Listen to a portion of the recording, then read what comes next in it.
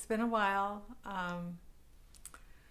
I have been intending to do some episodes more recently than this. My Fanback Sweater definitely needs an update. I have lots of sock designs. Um, but I took a little detour and I'll show you that. That is the Stephen West Twists and Turns Knit Along, Mystery Knit Along, MCAL. And so that's been my last 6 weeks or so. And so I'm going to share that with you. But if you are here for color loops, then I thought I'd start with that. I am wearing my Alone, no, I was wearing my Alone sweater earlier today. But then I spilled some soup on it. So I had to take it off and rinse, give it a little bit of a rinse. That was sad. But I am wearing my Hoolit shawl and it's keeping me cozy. It's sweater weather here in Northern California. A little overcast today, lots of leaves on the ground. And I'm loving it. It's almost Thanksgiving. I'm so busy running around. And I am super happy to have that shawl off my needles because I need portable projects on me now because there's all that running around. So back to color loops. What I have done just in the last couple days is work on some gauge dye works self-striping yarn in a sock. And this sock is special because I'm doing color loops using that window pane method that I can show the original sock design for that. I've made several of them doing different things. And with this yarn, it just begged to have decorative windows on it. So I started knitting 2 socks the same, and I was doing this little lace motif on all of them. And then I got a little bored. So it's more of a sampler sock now. Every row is different. There's garter, there's purl 2, knit 2, purl 2, and then reversing it so it looks like a checkerboard. Checkerboard, I don't know what you call that. Then there is seed stitch. And then there's a little mini cable design. I'll take some photos of these and maybe make a little slideshow. And there's some eyelet patterns, and I have a little notebook full of ideas. So as I go down the foot and as I finish the other sock, then I will keep note of that, and I will do each row a different one. So this is a 72 stitch circumference, and the back of the leg is just the plain stripe, really pretty. And as usual, I started getting concerned about how baggy it was going to be around the ankle because I hate baggy ankle socks. So instead of doing a slip stitch ankle snug like I have done, I just did 2x2 ribbing. And the reason why, even though the cuff is 1x1 ribbing, I did 2x2 ribbing here because it seemed to mimic the color loop motif, which is 2 vertical stitches side by side, sort of looking like the 2 stitches knit in a 2x2 rib. So the back is 2x2 ribbing, and then I started thinking, a while back I started doing lots of shaping using shadow stitches and short rows, and I was like, I'm just going to do the entire heel in 2x2 rib. So this is a short row heel, and it is continuous. Each 2x2 stocking stitch and 2x2 stitches of purl, and it just wraps around. And oh my gosh, it is so stretchy, and I was worried that this sock would be too big, but it's just going to be so snuggly and huggy. And I'm sure there are people who don't want ribbing texture on their heel or the bottom of their foot. But as an option, I thought I would try it because that means that with impunity I can continue playing with my window panes and not worry about this sock just being loose, and the 2x2 ribbing will pull in so that even if the different rows are different degrees of tightness, that the ribbing will hug the foot. So I'm very excited about that, and I wondered if any of you would like to try it. Let me know. I can write it out. I can do some demos. So I'm going to continue working on these socks. They're definitely not boring, and on my project page for the socks I will make rough notes about what I do for the different sections if anyone is interested. The color loops themselves are measured 1 foot lengths. That's 30 centimeters. And I noticed that my project bag is 12 inches at the top, so I don't even need to carry a ruler around anymore. I can just eyeball it. It's close enough. If I make the for a stripe that is about 6 rows or more, I mean, what I found is for this particular pattern, I want to create the color loops not in the beginning of the color change. I want to make it sort of midway in the stripes, because this gray color that is alternating with all the colors, that's what I'm using for my window frames, my color loops. And so I want it to start and end when it's also gray. So once you get to know what your yarn is behaving like, or if you know in advance that you have a 6, 7, 8 row repeat of your stripe, then you can figure out where you want to put that loop. I'm also crossing the first 2 stitches so that the loop that's hanging on one stitch will go to the other.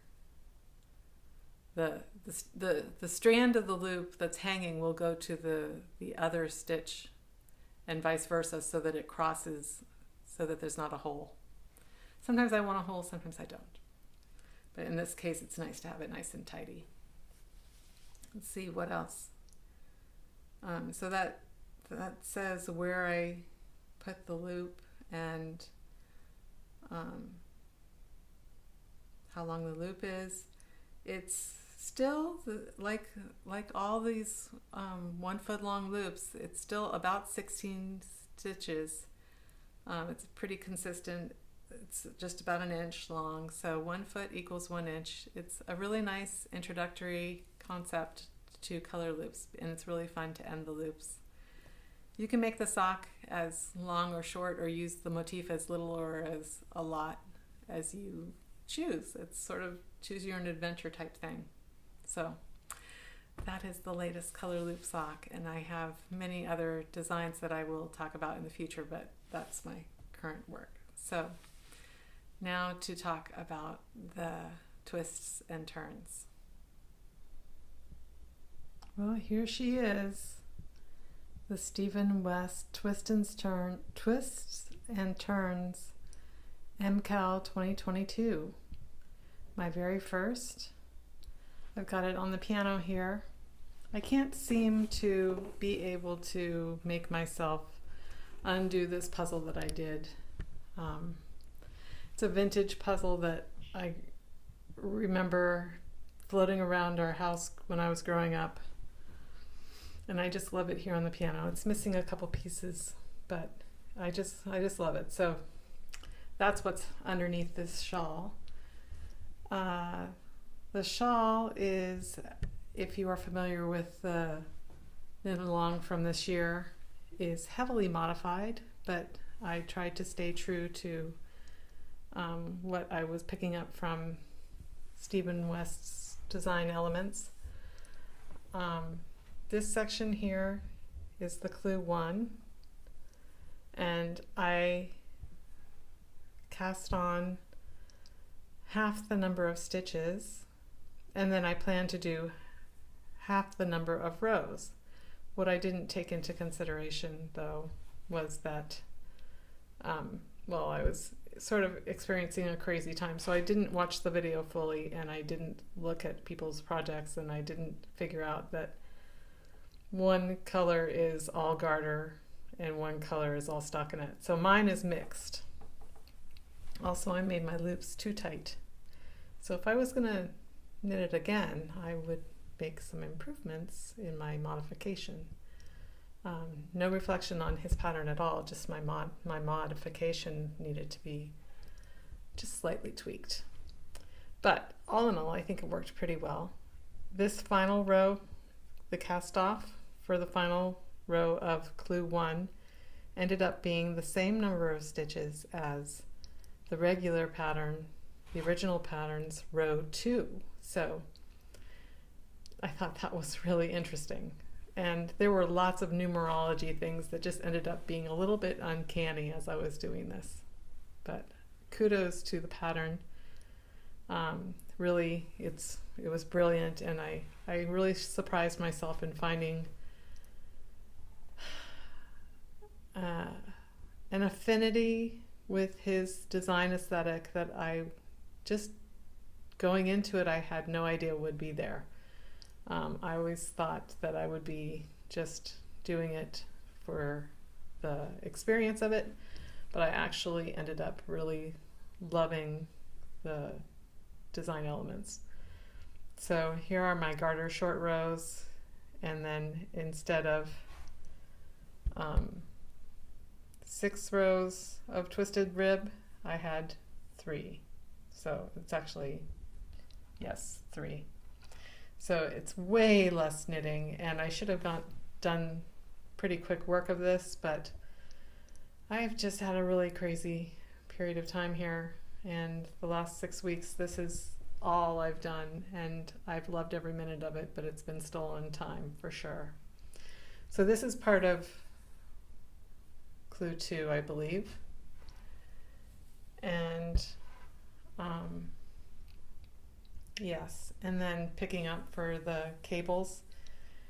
So by then I was just, trying to keep up, and I did catch up for clue 3, which is these bands here, the twisted rib, and I could not resist. Here I had to do my own little modification. In addition to half the number of stitches, I had to do some vertical stranded knitting. So you can see that's what I did there. So that was clue 3. And clue 4, I went totally off rails, and just everybody was finishing their shawls the way they wanted to. So I just jumped all in and said, okay, no more stripes. If I'm going to be wearing this shawl around, I sort of need to stop it with the stripes. So I did main color, and I used almost all my yarn, and that scared me. But that meant that I used accent color for tying in everything. And for these chevron sections, I used Judy's Magic Cast On so that I had a double-sided two-facing live stitches, and decreased down almost every row on both sides with an I-cord edging. That was fun. And then just stitched the I-cord to the I-cord. So I had 4 of those. And then on the live stitches, I had them ready to join with the picked up stitches, and did more of this twisted rib motif. So I hope I'm not moving the camera too fast, making people dizzy. But that explains that. And then I wanted, instead of an I-cord, I didn't want to bind off, so I just did a Latvian sideways stitch. And I was knitting really loosely because that was one thing I picked up from Stephen West's knitting, watching his videos. He has a really loose gauge, and I think that makes his knitting easier and faster, and so I was trying to practice that while I was knitting, but it made this live stitch elongated when I had continued knitting. So that's an extra long stitch all the way, and it looks sort of like an Afghan sort of. It's very interesting. But the miracles of blocking allow things to sort of settle and lie flat afterwards. So, and I sort of really like it. So then the yarn that I had the most of was my contrast color. So I really wanted to do this decorative thing. So I decided to take this antler cable from Clue 2 and simplify things for myself. So I just didn't do these side sneaky ones. And I just did these, added an extra stitch for the pearls in between. So there's 3 instead of 2. There would have been 4 in the original pattern, but because I was having everything, that's 2 pearls in between all the cables. So here it is 3 pearls in between, just so that I could make sure that I was getting a good flare for the crescent shape.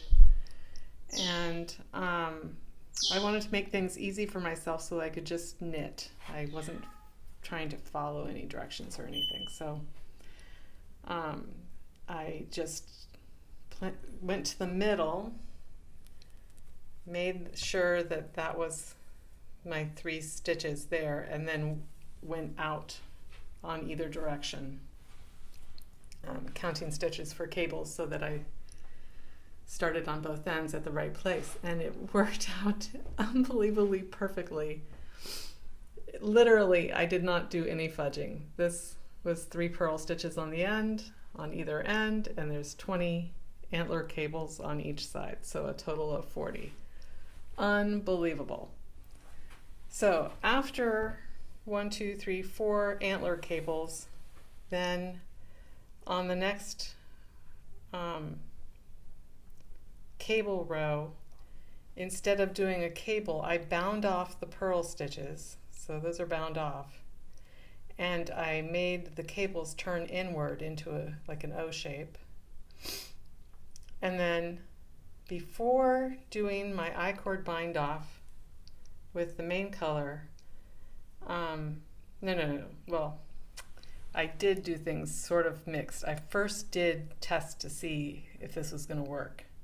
What this is, in case you're worried that I was doing I-cord for this entire length, nope, I cheated. I took 2 strands, both ends from the ball of yarn, and finger crocheted, and this entire length from beginning to end going around.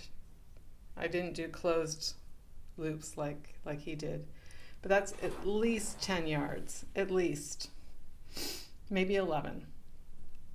But I had to do a little bit and then stop and then do the I-cord bind off because I wanted to make sure I didn't run out of yarn for that. I literally used every single little bit of this main color. So the bind off, I took the last 3 stitches from my garter triangle and started doing I-cord and bind off with all these stitches, which I had kept live. And then up here, these were not live stitches because I didn't want to be keeping live stitches as I was going back and forth. So I was doing an I-cord bind off on each side for this section. So what I did here is I just picked up, I did I-cord attached. I had that, and then I had those 3 stitches here that were already bound off. So then I did 6 I-cord stitches that were free. This is completely loopy because it's just by itself. And then I had that little bit, those 8 stitches from the antler cable that I needed to do the I-cord bind off, and then I-cord edging, and then I-cord bind off, and so on all the way across. And then with the remaining yarn, then I continued where I had left off with the finger crochet, and then sort of just tried to be generous so that they're loose enough so that I can tighten or loosen as needed. It needs maybe a little bit more fussing, but pretty good for what it is now. And so I'm really happy with how this sort of echoes the bind off cast on from this part. I didn't make loops here, but if I had a lot more yarn, it could be fun to do sort of a tassel thing, or, you know, there's still room to be creative here, although I think this is nice and frilly and romantic. It sort of feels like a steampunk type effect, and I'm really happy with it, and I'll put it on and show you. So here it is, sort of a good size. Like I was saying before, I think this would be great for wearing to Shakespeare in the Park. Those cool evenings out in the woods. For the local Shakespeare plays, Sanborn Park has a wonderful summer series of theater, and this will be perfect to wear for that. Oh, I was gonna say, was I gonna say that I think this would be a really fun garment to wear to concerts too, because a little bit of it's a nice size. Oh, I wanted to talk about the yarn. This is Farmer's Daughter Pishkun, I think it is called, and this dark charcoal green is just beautiful. I don't know if it shows up as green or brown or charcoal or what, but it's a very, very blackish green called Teton. I love it. I forget what the other two colors are called. I think one of them has a very complicated name, and I can't remember which one, but I like it. It's a Rambouillet or Rambouillet non-superwash worsted spun, worsted weight. I was hoping to do woolen spun because I really like the loftiness and lightness of this yarn that is Cormo, and well, you can hear more about my Houlet shawl on the previous episode if you're interested, but I am definitely going to knit with more of Elsa Wool's Cormo in the future, because this contrasting experience sort of told me that I really, really like the cushy, spongy, springy type wools. It's easier on my hands. It's just a pleasure to knit with, and it's wonderful to wear. This is more like wearing a sweater, I think, although I'm really enjoying it. It's just recently blocked, so this is my first time actually wrapping it on my body, and I'm liking the weight of it. But this is 500 grams. So another thing about this modification, even I bought the same number of skeins that the original pattern called for. 2 main color, 2 contrast color, and 1 skein of the accent color. And I thought, I had no idea how much of the yarn I was going to use. And as I was knitting, it felt like it was going to be a tiny shawl, because this first clue everybody was posting was almost big enough to wear as it was, and mine is chest size. It goes shoulder to shoulder, but you couldn't wear it. And so I figured out that, by knitting half the number of stitches on my needles and half the number of rows, I was actually doing a quarter of the amount of knitting. Then you start thinking about it, the worsted weight is heftier than the fingering weight. So the actual size was not a quarter. The actual size was probably larger than half size. So I only had a certain modest amount left after I was finished with clue 3 to do the clue 4 triangles and to figure out what I wanted to do next.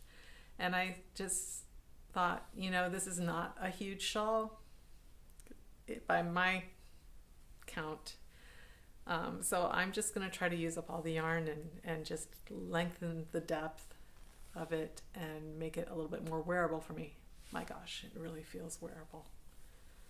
I am going to enjoy wearing this. I can tell already. Maybe it's just going to be my new style.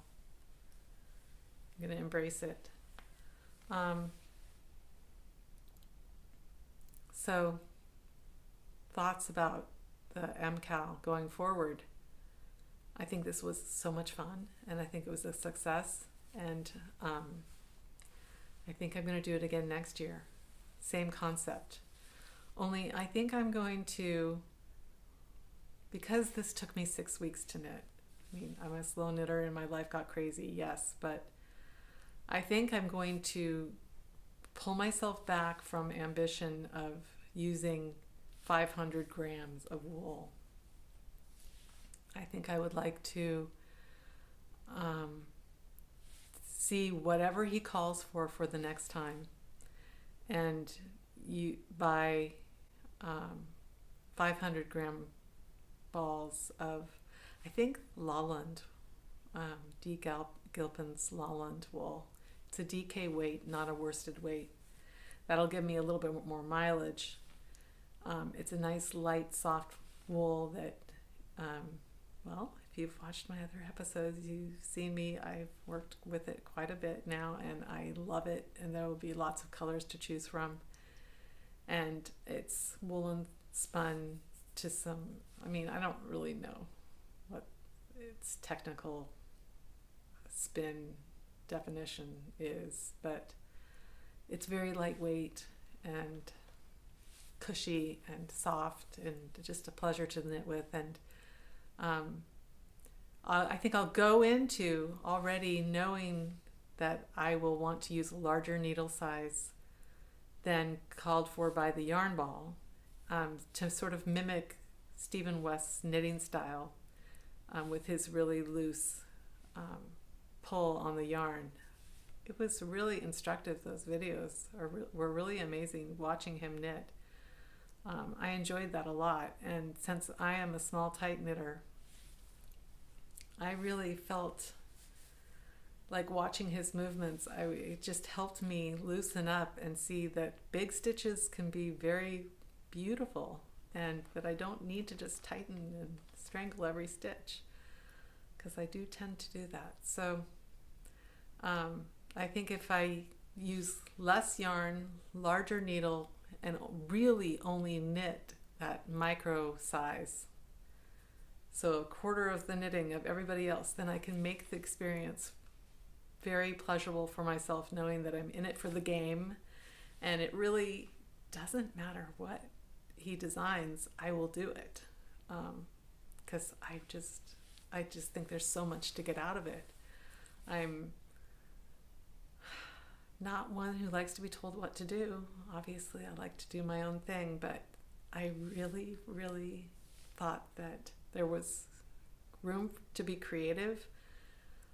There was lots of room to learn, and it was so exciting watching the clues drop. I couldn't wait for them. I enjoyed that experience, and I loved seeing other people's shawls, modified or not modified. I just thought that they were spectacular, and I loved seeing everybody's color choices.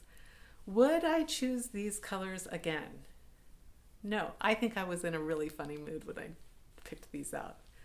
And when the yarn arrived, I still felt thrilled with it. And it wasn't until I started knitting with it that I was like, I love all of these colors by themselves, but I'm not sure I like them together. And it really took until today again, seeing just the romanticness of the contrasts to say, yes, okay, I think this worked. I think it could have been better, though. I think I could have chosen different colors. So I didn't bring them with me, but one of my purchases in the last couple weeks was one of those little color combination dictionaries that Amy Palco showed one time on her podcast. I think it was her. And she showed this little book with just color squares in combination. And when I saw that, I was like, that would be very useful for me, because then I can see colors and I can have a response to them, and I can say, I'm in the mood for that. And I think that's really going to help me for shawls, but I also think that's going to help me with my color loops, and just, because I want to make more socks that have contrast so that you can see what I'm doing and it's not just murky. I do like self-striping yarn because they're very convenient yarns. I don't have to worry about picking combinations. I can just work with what I've got. No ends to weave in. But when I work with self-striping yarns, I do tend to do small things and then get bored and have to keep switching it up. Whereas if I choose my own colors, I do longer motifs with the color loops, which I think is where my notebook's full of, so I need to do them. So I think that's it. I probably had more to say, but I will be doing other episodes soon, I hope, if I can get my act together. And I'll just wrap this up and say thanks for listening. Let me know what you think about my shawl. Would you do a macro micro version, worsted weight version? Would you be interested in joining me next time with a DK version?